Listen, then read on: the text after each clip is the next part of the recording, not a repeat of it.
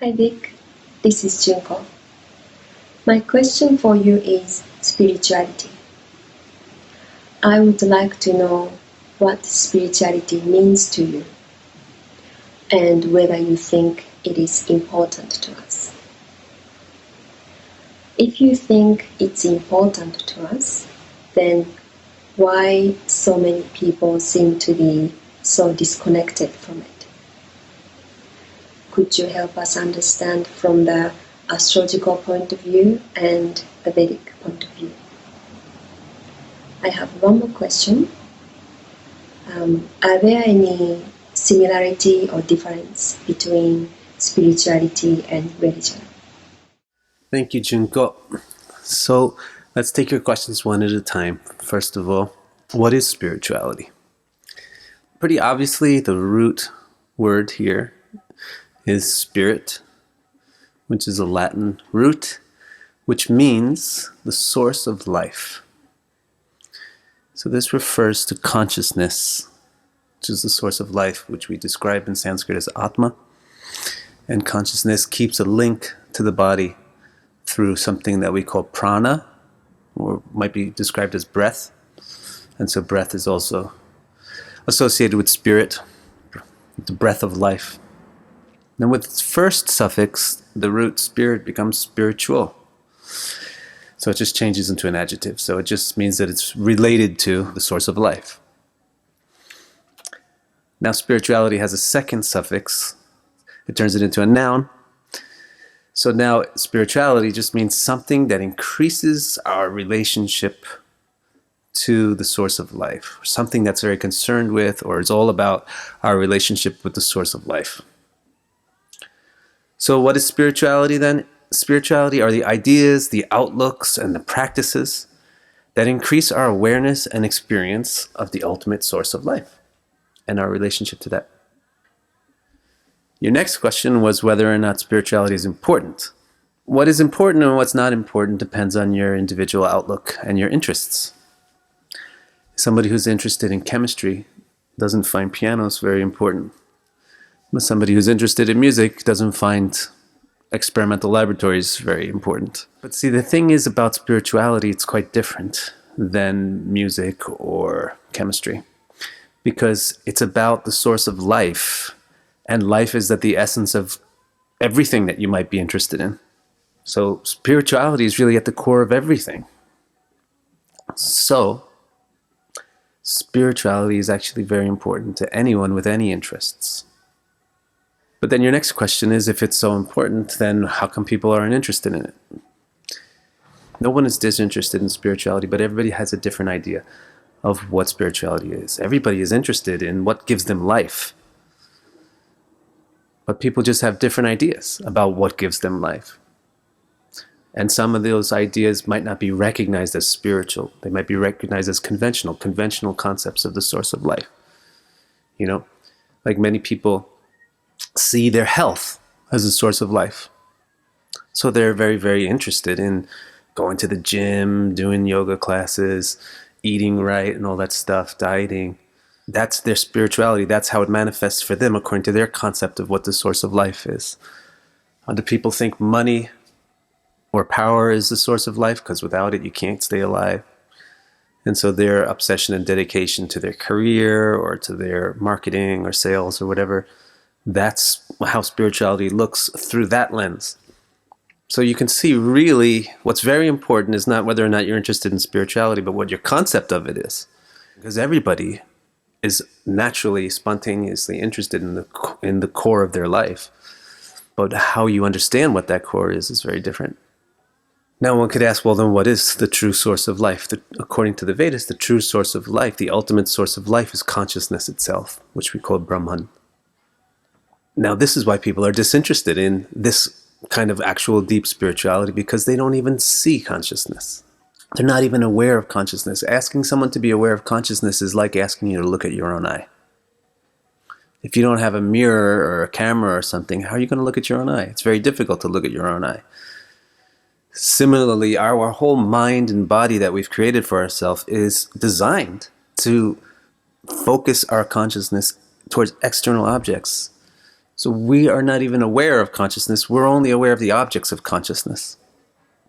So we don't think that consciousness is very important. We think that all these objects of consciousness are very important. Like our body, for example, is an object of our consciousness, and its health, its vitality, our wallets, our beauty, our homes, the people that we pass by on the street, the things that we see in the stores.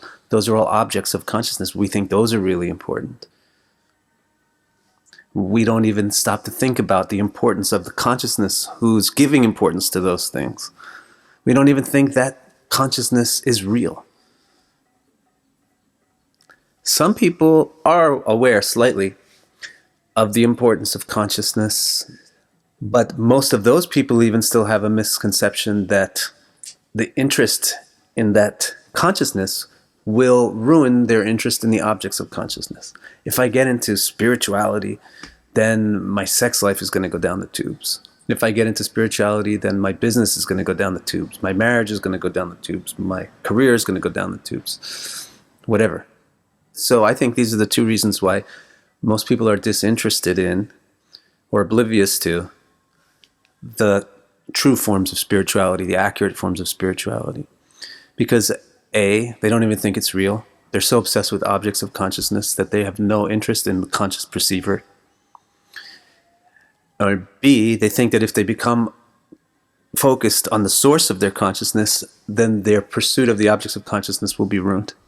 Now, you asked about an astrological point of view on these things. If we look at the astrological significators of spirituality, it's going to reinforce much, if not all, of the things that I've said so far.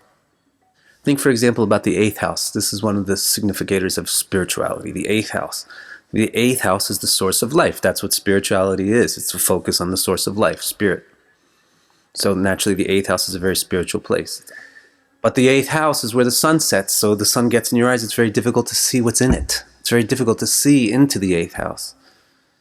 So it's the source of life. Yeah, that sounds great, but it's very difficult to get in there and see in there. And when you're in there, it's very scary. You can't see around you. You might trip and fall.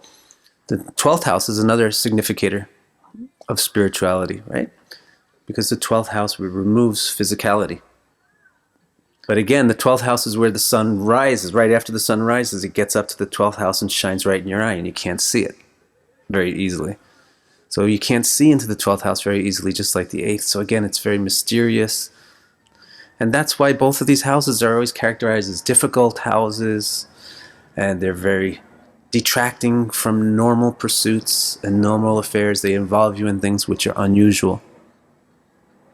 That's how people think of spirituality. That's our experience of spirituality. If you get into it, you get sucked out of everything else. You can also look at K2. K2 is another important significator of spirituality. What does K2 do? It pulls everything inward, pulls everything down, brings it back to the core, brings it back to the root. But again, what are the other things associated with K2? Difficulty to clearly understand it, just like the 12th and the 8th house.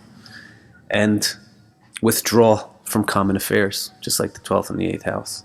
This reflects our view of spirituality. Saturn, another spiritual indicator to some extent, because Saturn will detach us from all the illusions that we have about what really gives us life. Oh, you think your health gives you life? Well, too bad, your health is going to go down the tubes. You think your money gives you life, is the core of your life, is the meaning of life? Well, I'll take your money away. That's what Saturn does. So there's another spiritual indicator that's also difficult and dangerous and frightening. If you look in the nakshatras, then you have Ardra and Bhadrapadas. Mula, they're very, very spiritual nakshatras, but they're also very, very difficult. They have the nature of destroying or being antagonistic to or against the conventional conceptions of what makes life meaningful. So all of these astrological significators of spirituality really reflect the way that humans think about it. We think, oh, okay, it might be very wonderful, but it's very dangerous. And it's definitely going to spoil and ruin my normal life.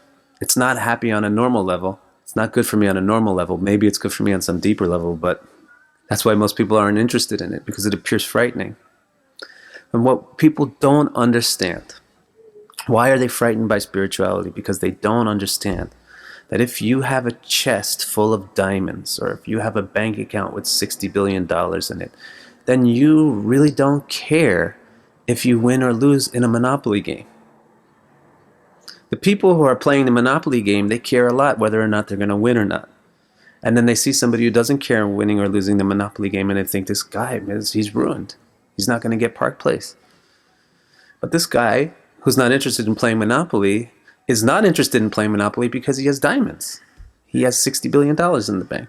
That's what they don't understand. That's why spirituality looks dangerous and, no, it will ruin my life. And finally, you also asked about the differences and similarities between spirituality and religion. So let's look at the word religion for a second.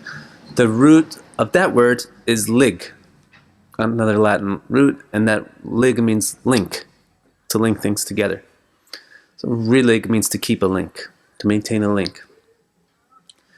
So in that sense, religion is identical to spirituality and almost identical to the Sanskrit word yoga. It's a method of establishing and maintaining a link to the ultimate source of life. In the West, that ultimate source of life is usually called either God or soul. And in Sanskrit, it's usually called either Paramatma or Atma. So yoga links you to Atma and Paramatma, and religion links you to God and soul. That's the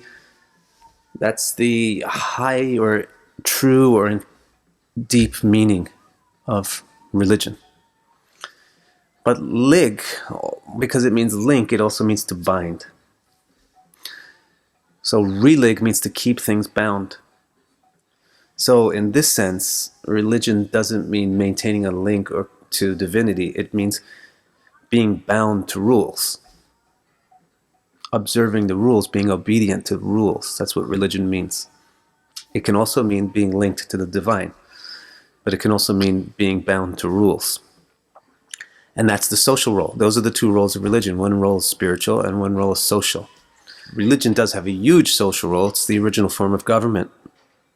Government is also religion. It's the way of keeping people bound to rules. That's what all those laws are. The only difference between government and religion is that government laws are made by people and religion laws are made by a prophet or a special person or a god.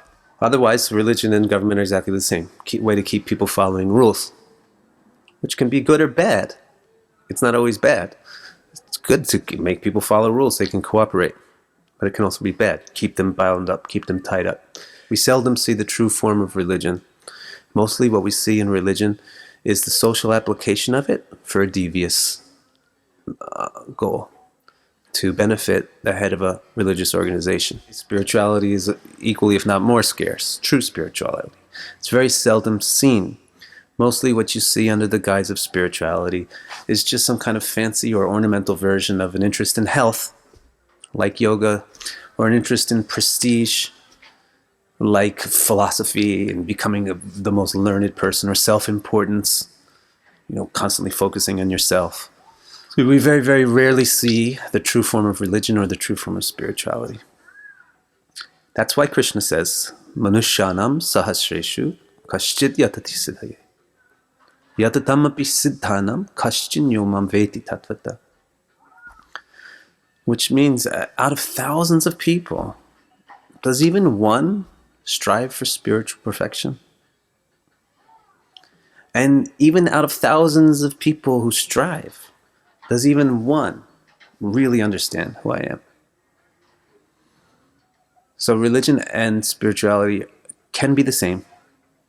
The higher function of religion is spirituality. But the lower function of religion, which is government, has nothing to do with spirituality. Thank you so much for the questions, Junko.